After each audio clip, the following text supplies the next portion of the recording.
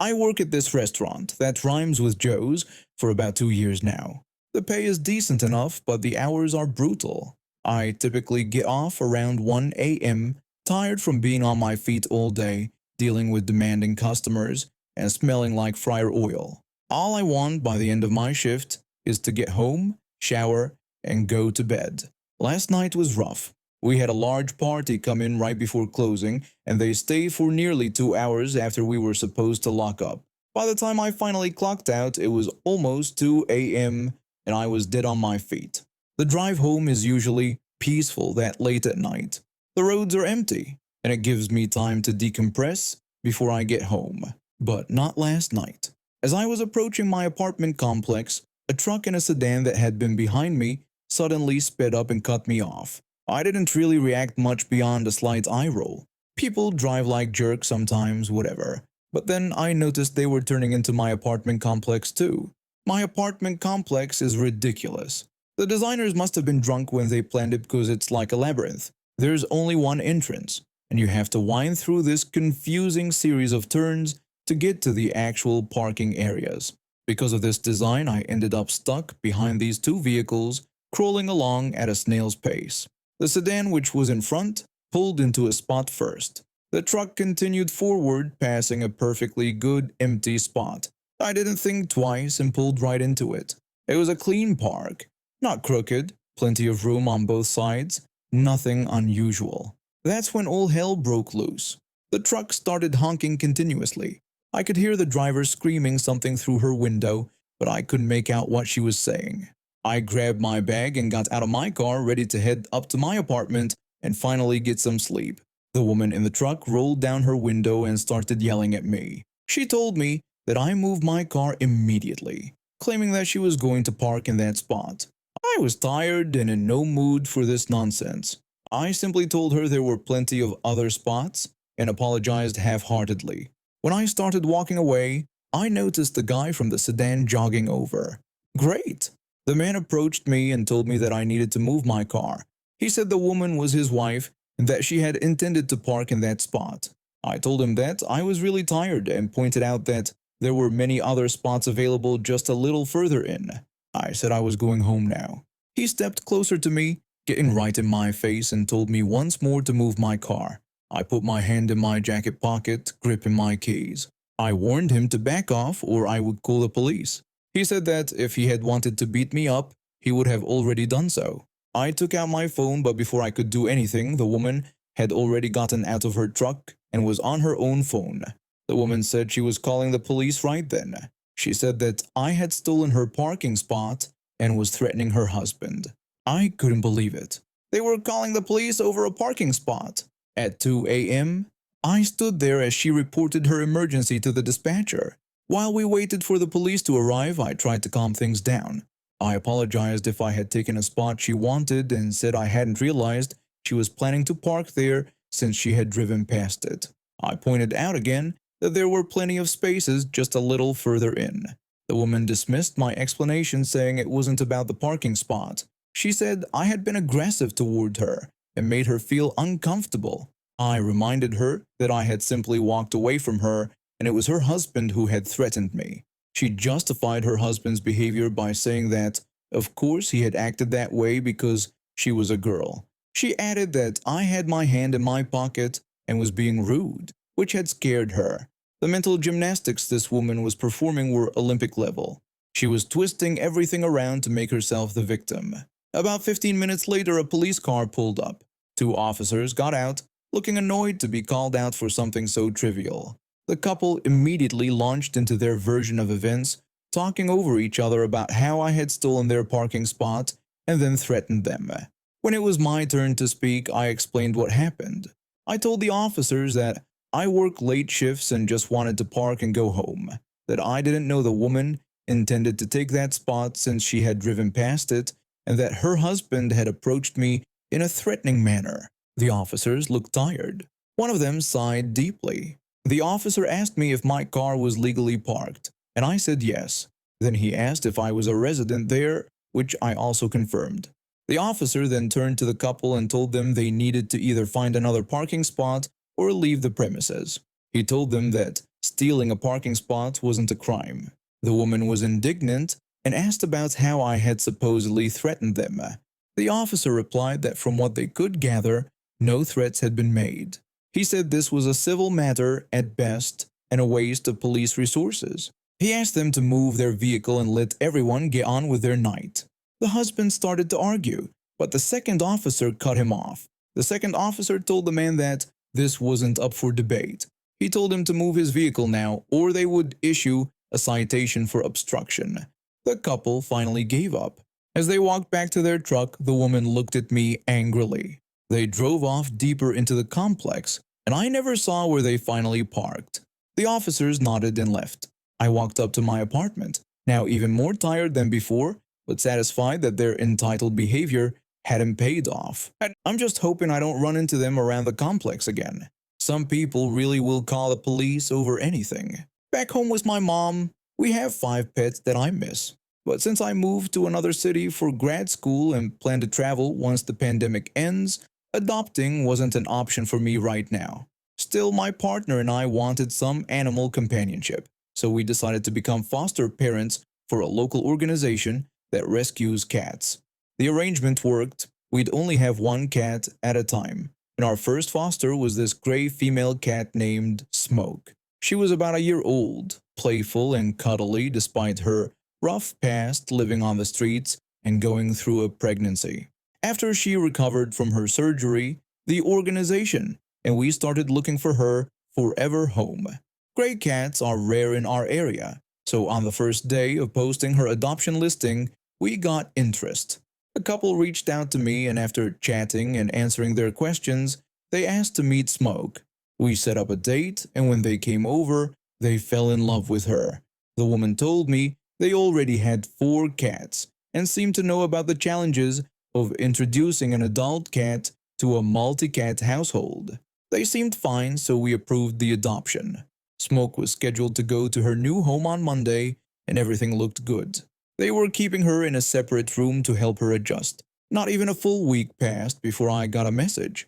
She messaged me saying that Smoke was being aggressive with her other cats, which were all female, and that she was thinking about returning her. I wasn't surprised by the adjustment issues and tried to give some guidance. I told her that she had probably introduced them too quickly and suggested she separate them again and give it more time. I reminded her that adult cats often take weeks to adjust to new environments and other cats. She agreed to try my suggestions. She sent me videos of the cats eating together. Smoke seemed more relaxed, so I thought everything was back on track. A few days later, another message arrived. She told me that she and her husband had been fighting a lot because of Smoke. She said that Smoke kept trying to attack their other cats, and since her cats didn't fight back, they were getting hurt. She asked if she could return Smoke, pleading with me not to send the cat back to the streets. I was getting frustrated but tried to be understanding. I sent her a text explaining the situation. I told her that if she gave Smoke up, I didn't know if I could keep her at my place again. I pointed out that while she might not see it as abandonment, that's what she would be doing. I said that 2 weeks was barely enough time for a former stray to adjust, especially with other cats. I mentioned that Smoke was already doing fine with their dog, so she probably wasn't aggressive. I said that these things take time and patience. She was crying during our conversation but agreed to keep trying with Smoke. That weekend passed, and then on Monday, exactly 2 weeks after they had adopted her, I received a voice message with the same complaints. She sounded stressed out. I didn't try to convince her this time. I could see she couldn't handle the situation, so I just arranged to get Smoke back. I talked to my partner, and we agreed to let Smoke stay with us again. When the woman came to drop off Smoke, she was crying and saying she was sorry and couldn't handle it anymore. Though I was angry that she'd given up so quickly, I remained polite and took Smoke back along with the items she had bought for her, which she donated. Another week went by, and then I received texts from both her and her husband. They asked if they could have Smoke back, saying they missed her and wanted to give it another try, this time with a cat expert to guide them through the introductions. I was mad. I needed time to think, so I told them I'd give them an answer the next day. I talked with the organization, and they were shocked by the request. They agreed with my decision not to return smoke and suggested I be the one to tell this since I had been the main contact. I wrote a message explaining why I wouldn't be returning smoke to them. I said that, while I believed they had good intentions, they weren't prepared to handle the situation, and I didn't want to risk smoke going through this again only to be returned later. I said they might regret their decision, but it was something they would have to deal with. I also asked them not to contact me again because I was worried she might be persistent. What happened next was unbelievable. She lost it. She contacted the organization, and though they tried to explain that they weren't changing their minds, she wouldn't accept it. Then she sent me a text. She sent me an angry message saying I didn't give the cat a chance. She called me crazy and cold-hearted. She threatened to blast the organization across social media, which worried them since they're small and depend on their reputation. I thought her behavior would end there, but no. She took things to another level. She threatened to call the police and make a false report claiming that she had just left the cat with me temporarily because she was going on a trip and that I had stolen the cat from her. The audacity of this woman. I freaked out a bit because I had deleted our WhatsApp conversation and was trying to recover it. She even contacted her district attorney friend and told her the same false story. Her friend talked directly to the organization's attorney. I managed to find some screenshots where she clearly stated she was surrendering the cat to us. When presented with this evidence, the DA apologized and backed off. This all happened yesterday, and while I don't think she's going to try anything else, who knows with someone this unstable? Never delete your WhatsApp conversations because some people are just plain crazy when they don't get their way. I work as a truck driver for a moving company in the big city. The job pays well, and I get to see different places. The downside is parking in challenging spots since many customers live in crowded areas. A year ago, my team and I drove 150 kilometers to another city for a company moving job. When we arrived, we saw construction work next door to our destination. This made things difficult because the construction took up part of the sidewalk. Normally, there would be enough space for 2 trucks. Since the road only had 1 lane each way, I parked my truck partially on the sidewalk for safety. I didn't want to cause a traffic accident. I left enough room for pedestrians to pass without stepping onto the road. This parking is legal in my country during loading and unloading. We worked for about 30 minutes when he showed up, a middle-aged guy on a bicycle who looked ready to save the world from injustice. I'll call him EB. He stopped next to my truck and started taking pictures. I ignored it since this happens often. Then EB told me to move my truck. I said no, explaining I was working, and there was enough room for him to pass. He argued about what would happen if someone with children and a carriage needed to get by. Right then, a woman with a baby carriage walked by without problem, looking confused as we both looked at her. I smiled at the timing. I kept working during this talk. EB then said my parking was illegal. I told him it wasn't, and he could look up the law. He got louder, saying it was illegal and I needed to move the truck. My co-workers came out from inside with more items to load. One asked what was happening. I said just some jerk trying to make me move the truck, nothing unusual, and told them not to worry. My other co-worker asked EB if he had anything better to do than bother people who were working. EB said that he would call the police if we didn't move the truck. We smiled and went back to work, ignoring him. We knew he couldn't do anything, and we had a busy day with several stops. We already expected to work overtime without this problem. About 15 minutes passed while the guy made phone calls.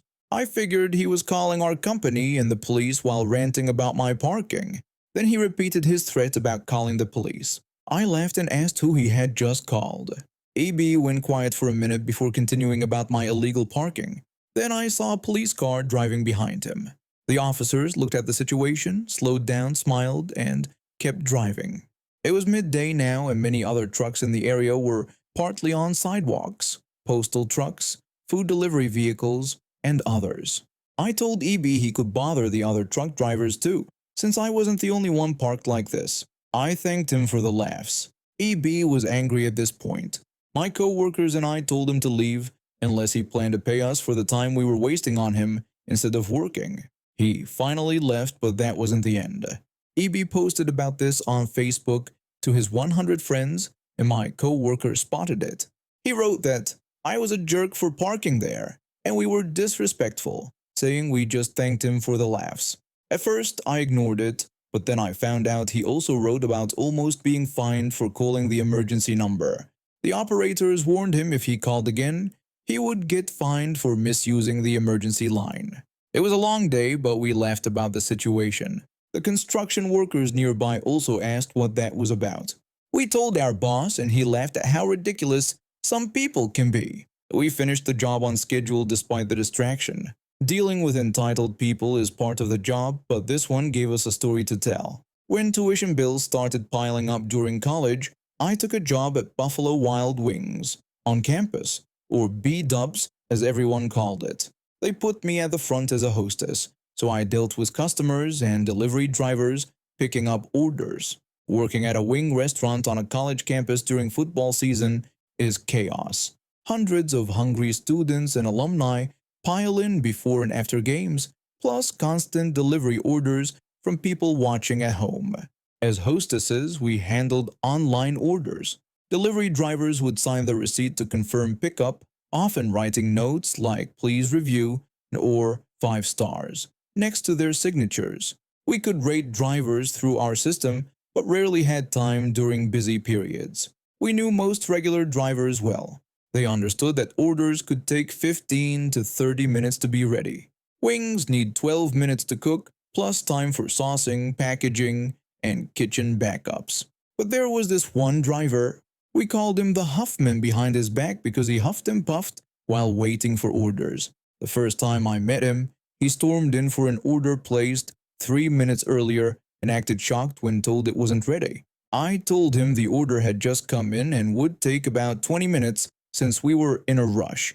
He complained that he had other deliveries to make. I explained that wings take time to cook and offered him the option to wait or come back. He stood directly in front of the counter, sighing loudly every 30 seconds, checking his phone, and glaring at me like I controlled how fast raw chicken cooks. This happened almost daily.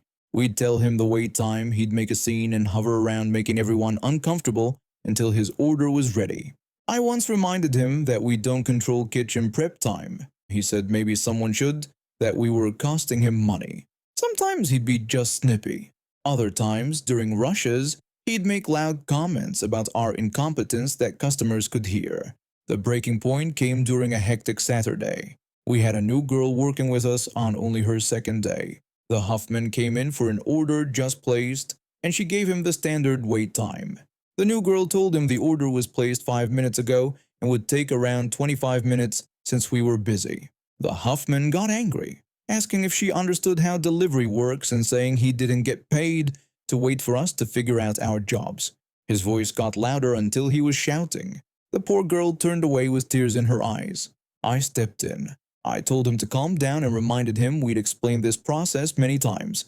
I suggested he could unassign from the order if he didn't want to wait. He dismissed me and demanded we get the order ready. He stood there for the next 20 minutes until his order was ready. When it came up, he snatched the bag from my hands and stormed out, leaving his receipt with his usual PL's review on it. I comforted the new girl afterward. I was livid. We had no control over how fast wings cook. We were understaffed, overworked, and doing our best. That night, it slowed down around 10 p.m. While organizing receipts, I noticed the Huffman's signature and review request. That's when it hit me. He always asked for reviews, but we never gave him any. I searched his name from the receipt in our tablet. I could access every order he'd ever picked up from us and rate drivers after the fact, going back months. I went through each order. 1 star, 1 star, 1 star. For every order he'd picked up from our restaurant, I left at least 30 one-star reviews. Driver ratings are a big deal in delivery apps. Your rating is an average of all reviews, and if it drops too low, below 4.3 on most apps, you can get deactivated. A bunch of one-star reviews could damage someone's livelihood. Did I feel bad? For a second. Then I remembered him making our new girl cry and all the times he'd been rude, and I didn't feel bad anymore. A few days later, the Huffman came for another pickup. I expected the usual attitude, but something was different. He walked in calmly and spoke in a voice I barely recognized. He asked about an order for someone named Jessica. I said I'd check and told him it had just been placed, so it would take about 20 minutes. I waited for the explosion. Instead, he nodded. He said it was no problem and he'd wait out of our way. He thanked me for checking. He smiled and sat in our waiting area. No pacing, no sighing, no glaring. When his order came up, he approached calmly. I told him the order for Jessica was ready. He thanked me for my help that day. When he signed the receipt, he wrote 5 stars, please, with a big smiley face. As he left, I smiled to myself. Someone had checked their driver rating and didn't like what they saw. I don't know if he figured out it was me, but he learned that treating service workers poorly has effects.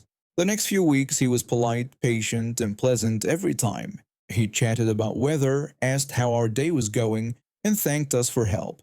The change was so complete that coworkers asked if he was okay. Did I feel guilty about threatening his job? Maybe. But people need wake-up calls. If bad reviews turned him from Jekyll to Hyde, I did the delivery world a favor. Leaving reviews for drivers became my favorite part of the job.